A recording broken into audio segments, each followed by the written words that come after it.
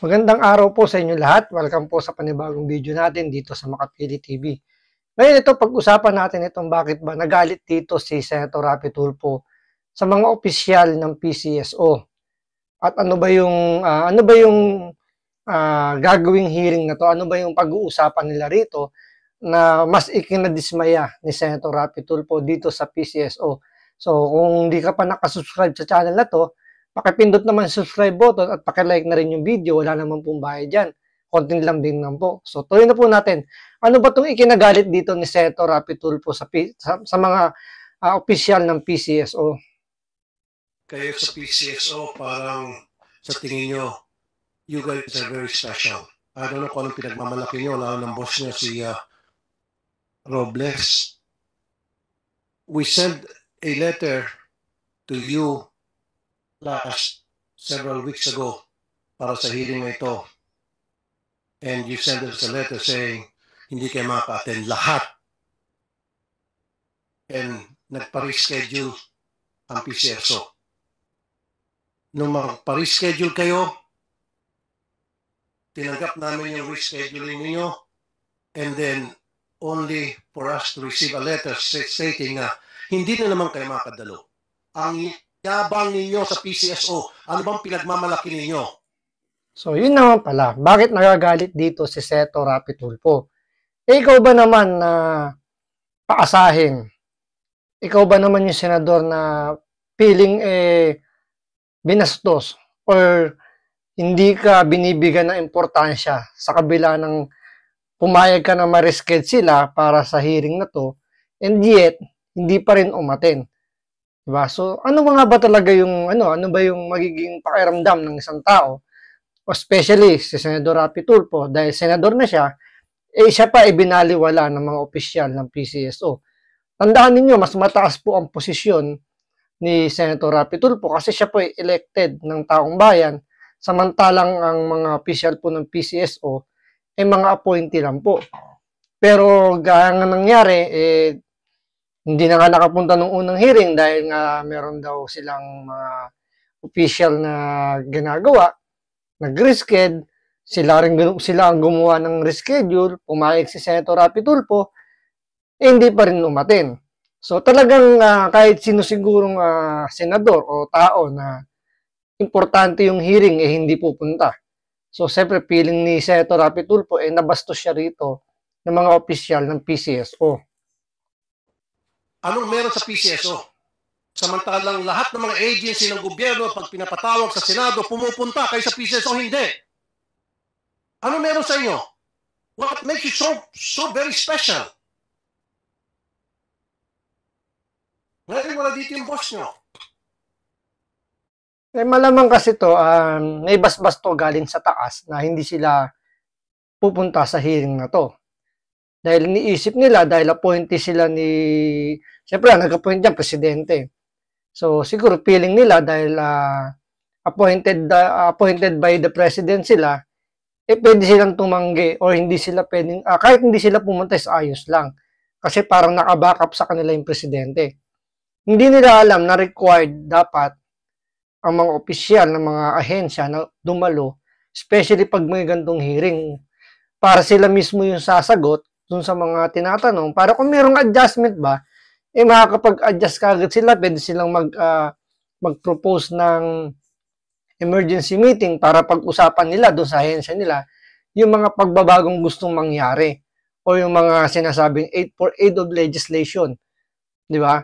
So dahil nga dito, hindi nakarating yung mga pinakamatataas na opisyal ng PCSO, talagang nagalit si Senator Raffy Tulfo. Kayo mismo ang humingi ng reschedule, and then pagdating ng date na pinatos namin, yung date na binigay nyo, a week later, para sa hearing na ito, magpapadala kayo ng sulat, last minute, na hindi kayo maka-attend. Samantalang lahat ng agency ng gobyerno, pag may hearing, pinapatawag sa Senado, pumupunta.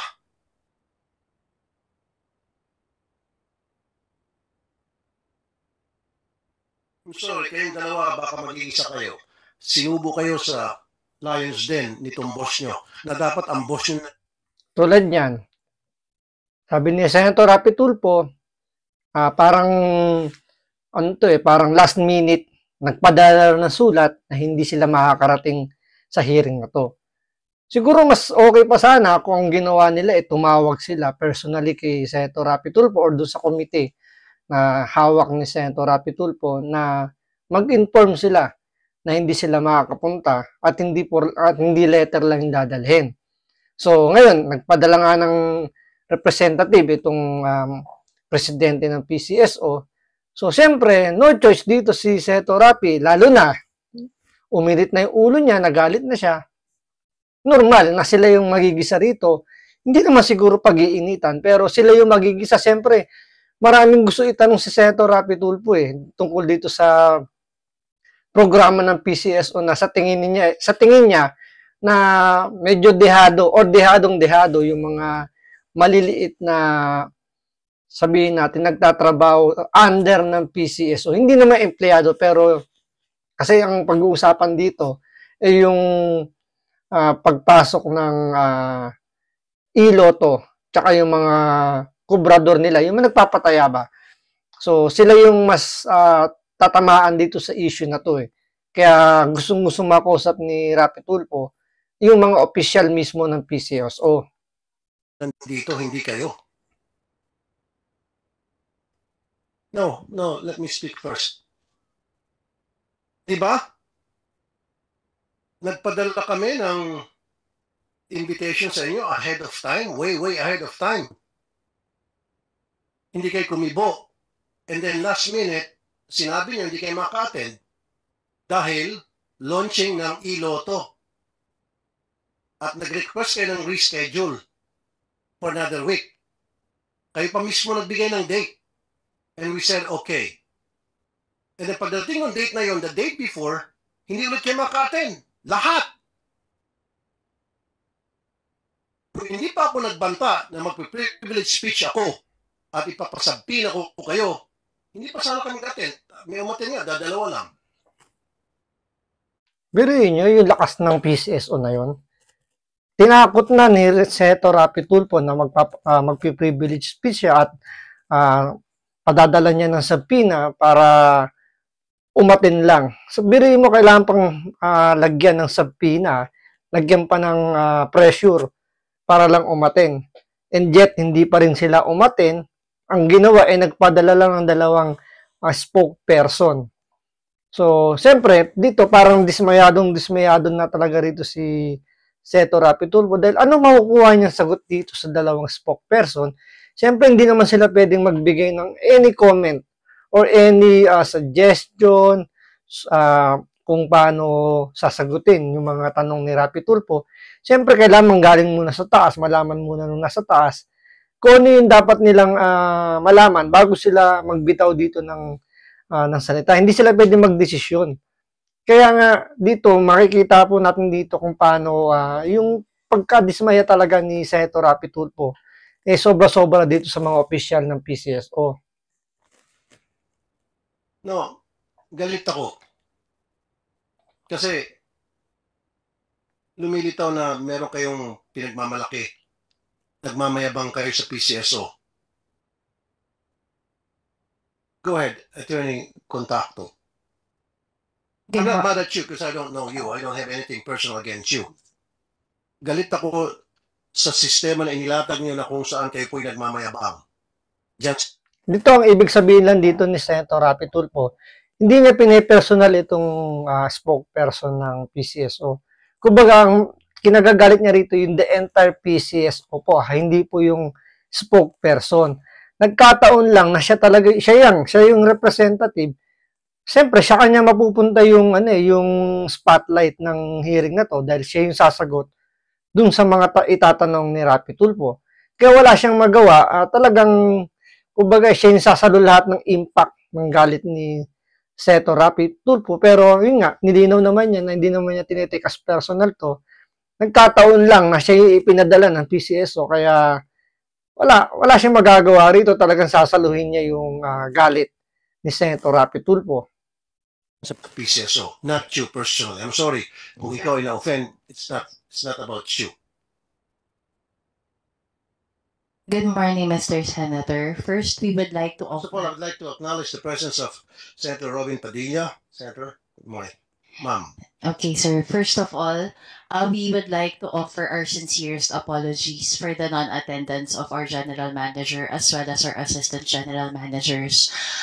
Sorry pala, hindi pala presidente ng PCSO ha. Sorry po.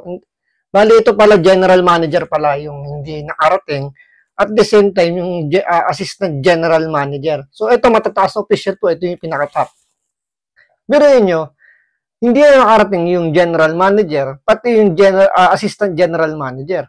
Supposedly, dapat isa sa kanila yung pwedeng dumalo dyan para sumagot kay Rapi Tulfo. Pero ang ginawa, umiwas. Ang ginawa, nagpadala na lang ng spokesperson. Kasi kung tutusin, di ba? Kung wala yung presidente or yung general manager, andyan naman yung assistant general manager. Siya dapat yung susunod na parang second in command, di ba? Yung assistant general manager. Dapat siya yung pinapunta na lang dito. Ang ginawa, dalawa silang umaten dun sa opening o launching ng ng Iloto. So siguro dahil malakas din siguro yung assistant general manager, nakiusap dun sa kanyang general manager na wag mo na akong isama mo na lang ako dyan sa launching, wag mo na ako padala dun sa hearing at siguradong magigisa ako. Siyempre, itong spokesperson, wala naman itong magagawa pag inutusan doon ng general manager na, ikaw ang pumunta ron, ikaw ang tumayong representative, ikaw na yung sumagot. So, siyempre, ito, susunod lang to dahil siyempre, chain of command, di ba? Kung sino yung inutos ng kanyang boss, susunod lang to kaysa naman mawalan ng trabaho. So, yun nga, sabi nga ni Rapi Tulfo, humingi naman siya ng pasensya rito na wala lang choice. Siya talaga sasalo lahat ng ng impact ng galit ni Senator Rapi Tulfo. Ma'am Honor, I would like to explain the reason for our requests. No, you don't have to request. Nagmamayabang kayo siguro. The least that you can do is apologize. Sir, which is why I'm asking for an apology, Your Honor. And I'm explaining the absence of the resource persons who can explain and answer your questions in detail. No, Ma'am Attorney Contacto. Remember, nung unang hearing na sinet namin, that was last week, and you were given notice way ahead of time, umuo kayo, and then last minute, sabi nyo, launching ng Iloto. Wait a minute. And we said, okay. And then kayo mismo ang pumayag na iset it, to set the hearing for another date. Okay? So, dapat. Dito kasi hindi matanggap ni Rapi Tulfo yung ganong excuses. Kasi nga naman, kumbaga, siya na yung nag-adjust eh. Hindi kayo nakarating nung unang patawag. Sinabi nyo dahil busy kayo siguro, ganun. Sila rin yung nag-request na baka pwede sa ganitong araw na lang na sila dadalo. Pumayag naman si Rapi Tulfo. So, siyempre, nag-expect siya na pupunta. Tapos, all of the sudden, last minute, biglang nagpapadala ng letter at ng representative na siyang tatayo in behalf of ng PCSO. Wala rin mangyayari dahil siyempre, hindi naman to pwede mag-desisyon ng basta-basta yung spokesperson or yung representative na to. Ang sa kanya lang puro i-relay niya lahat ng mga sasabihin ng ni Rapi Tulfo. So, parang feeling dito ni Rapi Tulfo, nag-aksaya lang siya ng panahon dito, andyan na yung hearing, hindi naman pwedeng i-back out yung meeting na yun. Siyempre, nakaschedule na yan Di ba? So, ito yung pinakamalaking disappointment dito ni Rapi Tulfo sa hindi pagdalo ng dalawang matataas na opisyal ng PCSO.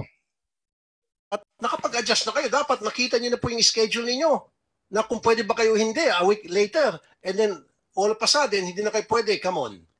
Mr. Senator, I have a copy of the letter that we sent. There was no mention of the Iloto. What we have here is, we did mention. Yung first letter ninyo is Iloto launching. It was two agendas, Your Honor, that we raised in the first letter. So in the first paragraph is the launch of the Iloto, and the second is the transition to the PLS, sir. Right now, I cannot stress enough, sir, the reason why we need to focus on the PLS. And if you would allow me to explain, sir, this would explain the Dito regardless kung saan pumunta yung dalawang official ng PCSO eh. Regardless na yun eh. The fact na kayo yung nagbigay ng schedule ng na para sa hearing na dadalo kayo tapos last minute hindi kayo pupunta. Siyempre nakakabastos yun dun sa humahawak ng komite. Kasi nag-adjust na nga sila eh. 'Di ba? Tapos biglang sasabihin hindi makakarating. Kahit sabihin natin hindi launching ng iloto or anumang reason nila doon bakit hindi sila makapunta. Yun lang sa kayo na mismo na taga PCSO yung nagbigay ng schedule.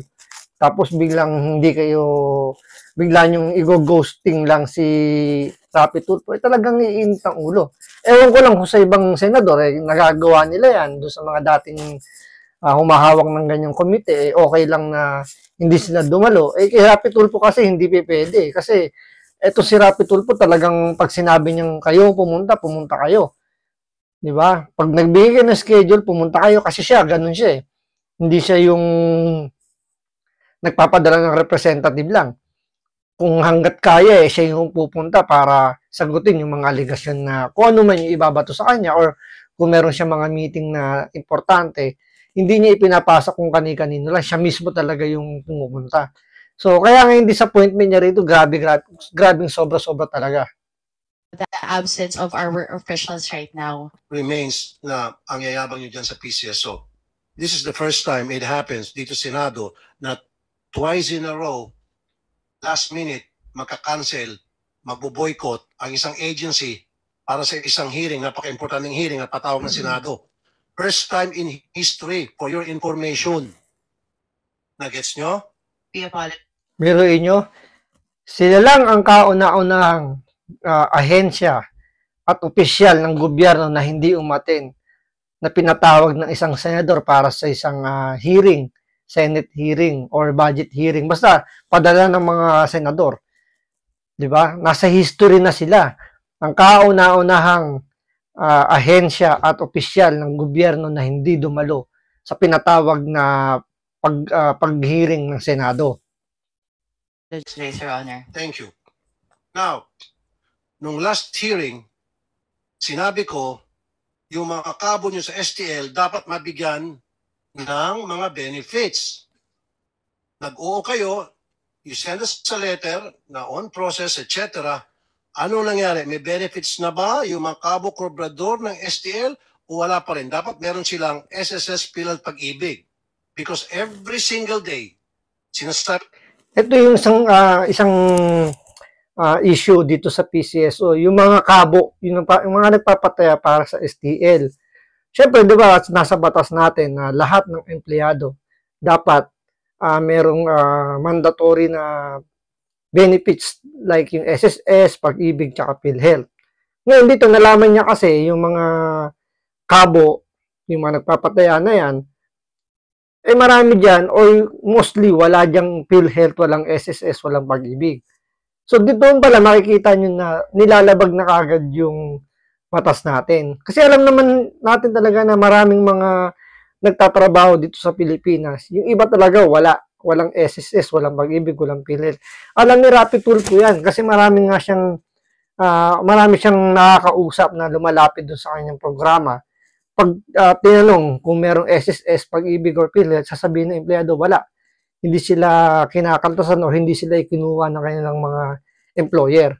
So, kaya nga dito, sinasabi niya rito na dito sa PCSO na sinabi nyo, nabibigyan nyo na yung mga kabo ng SSS, ng mga benepisyo. So, dito tinatanong niya kung ano nangyari. Pakinggan po ninyo yung sinagot nitong representative ng PCSO.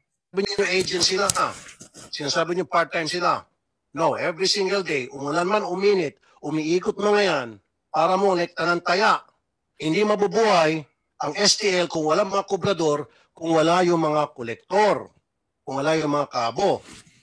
Kumikita ng milyon-milyon, bilyones kada taon ang mga STL operator na yan, and yet, katiting lang na portion yan, ilaan para sa benefits ng mga kabot, kobrador, hindi magawa-gawa. Why? may punto naman talaga, di ba? Ang laki ng kinikita ng mga may-ari ng STL na yan. Pero ano ba naman yung ambunan, yung mga kabo, yung mga nagpapataya? Sila yung bumubuhay sa STL. Sila yung naghahanap ng tataya dyan. Ano ba naman yung ambunan, bigyan sila ng benepisyo. Sabi nga ni Rapi Tulfo, umulan umaraw, nandyan sila naghahanap ng tataya. Di ba? Sana man lang mabigyan nga ng kahit yung pinaka-basic na ano lang na benepisyo eh. So dito, tinatanong nga niya rito itong representative ng PCSO kung ano nangyari doon sa ipinangako sa kanya kay Rapi Tulfo na bibigyan daw itong mga kabo ng mga benepisyo tulad nitong mga SSS na to. Explain. They comply, Mr. Senator. It is actually a non-negotiable requirement when AACs apply for renewal. So much so that if the AACs who apply for renewal do not submit these submissions, they will not be renewed. Okay, so yung tumakabo at kubrador, ni-require nyo na mag-submit ng mga documents. No, sir. The AAC, sir. So it is the obligation of the AACs to submit What is to EAC? Authorized Agent Corporation, sir. So these are the corporations who operate the STL. Now, So what did you require from authorized agent? under our IRR, sir, Huwag ka na mag-acronym kasi hindi ako sanay. Okay. under our rules, sir, authorized agent corporations are required to submit the proof of remittances to SSS, PhilHealth, and Pag-ibig. It is a non-negotiable requirement, sir, when authorized agent corporations apply for renewal. Under our rules as well, sir, an authorized agent corporation. So dito, sinasabi lang nitong representative ng PCSO na ni-require nila yung mga may-ari ng STL na once na sila mag-renew ng kailang contract, kailangan magpasa na sila ng mga listahan ng mga empleyado nila, yung mga kabo na nakaltasan ba yung may mga PhilHealth na may mga benepisyo na.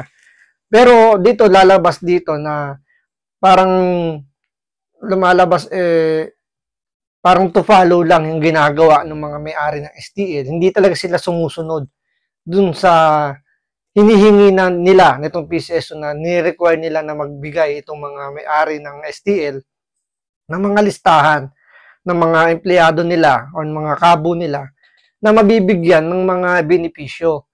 Dito malalaman nyo na kung tatanungin to ni Senator Rapi Tulfo. Who does not submit these documents when they apply for renewal will not be allowed to be renewed. This is also, sir, moreover, sir, the registration with SSS, PhilHealth, and Pag-ibig is also a non-negotiable requirement when a corporation rather applies as an STL AAC, Authorized Agent Corporation. Attorney, all you need to do, baguhin nyo siguro yung IRR ninyo, ang dami pang pasikot-sikot, basta't i-require nyo ang inyo pong. Ang inihingi lang naman ni Rapi Tulfo dito, simple lang naman eh. Kasi dito pinaiikot-ikot kasi nitong mga may-ari ng STL, yung PCSO. Andyan yung sasabihin di ba siyempre magbibigay ng requirements itong mga may-ari ng STL. Ngayon, yung STL ang gagawin, parang hindi yata susunod to, gagawin na magano lang yung to follow yung mga ibang requirements para lang ma-renew. Ngayon, siyempre, diyan kikita ang PCSO, i-allowed nila na to follow yung mga requirements nitong mga kabo nila, yung mga empleyado nila, dahil nga parang nangyayari contractual lang yung tingin nitong PCSO sa mga kabo o yung mga empleyado ng STL. So, dun lumulusot yung mga may-ari ng STL. So, kahit na hindi sila nakakapag-comply pa dun sa mga requirements, nakakapag-renew sila, sasabihin lang to follow. Siyempre, PCSO, pag pinahinto nila yan, mawawalan sila ng kita rin. Diba? So, dito, ang sinasabi lang ni Rapi Tulfo, hindi nyo na kailangan palawakin yung paging komplikado yung yung mga requirements eh. I-require nyo antimano kapag hindi sumunod, wag bigyan kagad ng prangkisa. Kailan antimano, may ipasa kagad yung mga requirements.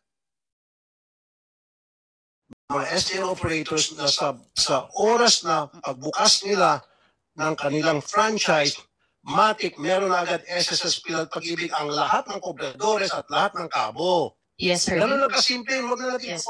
gawing komplikado. Yes, sir. We welcome time. So, when is this going to happen? We will try to do it as soon as possible, sir. Kailan as soon as possible? Give us a date. We'll confirm with management, sir, because we are still in the process of revising our IRR. Diba? Tulad niyan, hindi siya makasagot kung kailan nila may implement yun, kailan nila masisimulan. Kasi hindi sila makapag-desisyon eh.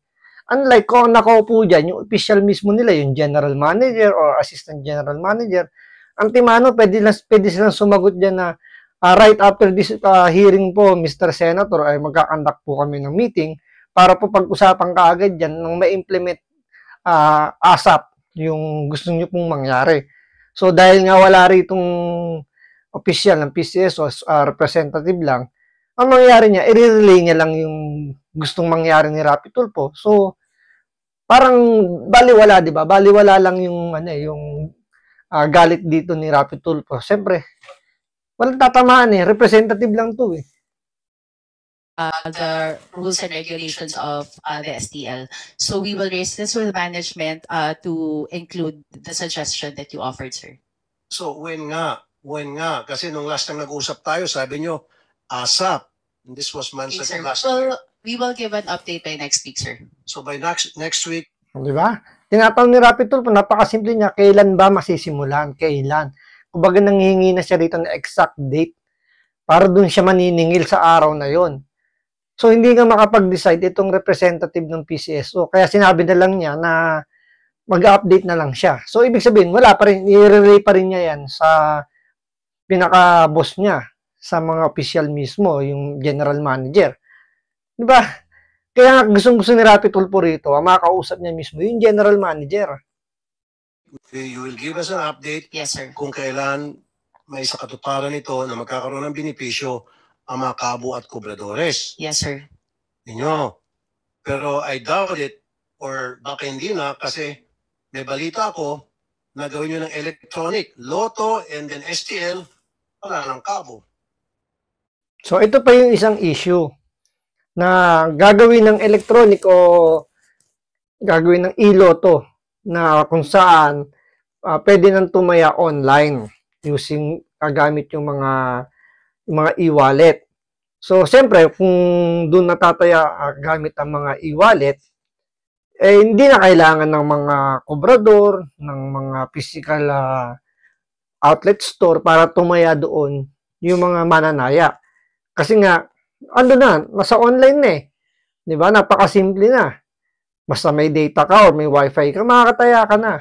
Hindi na kailangan pumunta doon sa physical lotto outlet or may pumunta pa sa bahay nyo para magtanong kung ikaw ay tataya. Di ba? Kaya ito yung kinakatakot ni Rapi Tulfo na kumbaga parang hindi na masusunod yung gusto niya mangyari na mabigyan ng mga benepisyo yung mga kobrador o yung mga nagpapataya. Dahil ito nga, baka dito na mawala itong mga physical outlet ng STL dahil nga ipapasok na yung e-lotto. We are not familiar with the news. That's why, maming 1 o'clock, nag-file ako ng resolution, ng bill, na hinaharangan ko yung pagiging electronic na ang Lotto at STL. Hindi ako papayag dahil maraming mawalan trabaho. Libo-libo mawalan trabaho. Totoo yun. Biruin mo, kung pwede ka na tumaya online, bakit ka pa pipila dun sa mga physical na lotto outlet? Di ba? Doon, mainitan ka pa, pipila ka ng mahaba, mangangawit ka. Unlike kung nasa bahay ka lang, tataya ka using mga e-wallet, walang kahirap-hirap. So, malamang sa malamang, 99% or 95% ng mga mananaya sa mga physical outlet store, hindi natataya doon.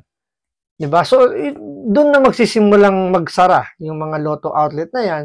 Dahil siyempre, doon sila kumikita sa mga tumataya. So, dahil wala nang tataya sa kanila, dahil nga e-wallet na, hindi na masusunod yung gusto mangyari ni Rapi Tulfo na mabigyan ng mga benepisyo yung mga empleyado ng ah, mga physical store ng STL or ng mga Lotto outlet. Dahil nga sisimulan na ng PCSO yung i-Lotto. Pero sabi nga ni Rapi Tulfo rito ay haharangin niya dahil nga ang sinasalang-alang niya rito yung mga mawawalan ng trabaho. Ilan ba ang nagtatrabaho dyan sa isang outlet? So, kalimitan dyan, 2 hanggang 3 empleyado. O ilan ba ang physical outlet store or nung tayaan ng Lotto? Plus mo pa yung mga kubrador. So, marami mawawalan ng trabaho talaga. So, maganda yung ginawa rito ni Rapi Tulfo na gagawa siya ng parang haharangin niya na magbukas ang Lotto. Wala kayong pakialam kasi ang pakialam nyo, magkano ba kikitain dyan sa electronic? Magkano kikitain dyan sa apps na babayaran ng 14%? At sa hearing na to, sinabi rin ni Rapi Tulfo na ang makikinabang dito ay hindi PCSO. Bali merong isang private sector na siya yung maggagawa ng platform ng Lotto. So, siya lang yung kikita rito malaki, kukomisyon lang po yung PCSO. Biruin nyo, imbis na, tinanong pa nga rito ni Rapi Tulfo na bakit hindi PCSO yung gumawa ng platform na to. Andiyan naman daw yung DICT, yung Department of Information Technology Communication, na pwede namang gumawa ng platform na ganyan para diretso sa PCSO yung kita ng lahat ng mga tataya sa Lotto na to. Biruin mo ang kikitain nitong private sector na hawak ng Lotto, pag pinanood nyo yung buong video na to, billion po ang kikitain sa isang taon po yata or kung month, kada buwan. Pero alam ko malaki yung kikitain ng platform na yun.